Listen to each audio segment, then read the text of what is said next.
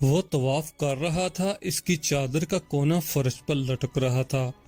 ایک غریب بدو کا پاؤں چادر کے کونے پر آ گیا۔ اسے جھٹکا جو لگا تو غصے میں آ گیا اور بدو کو ایک زوردار تھپڑ دے مارا۔ یہ غسان کا بادشاہ جبلہ تھا۔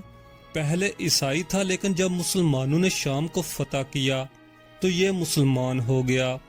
اس کا تھپڑ بدو کی آنکھ پر لگا، اس کی آنکھ پر شدید چوٹ آئی۔ اس وقت اتفاق سے مسلمانوں کے دوسرے خلیفہ حضرت عمر بن خطاب رضی اللہ عنہ بھی حج کے لیے آ کر مکہ پہنچے ہوئے تھے۔ بدو ان کی خدمت میں حاضر ہوا اور اپنا چہرہ انہیں دکھایا۔ انہوں نے پوچھا یہ کس نے کیا؟ غسان کی بادشاہ جبلہ نے، اس نے بتایا۔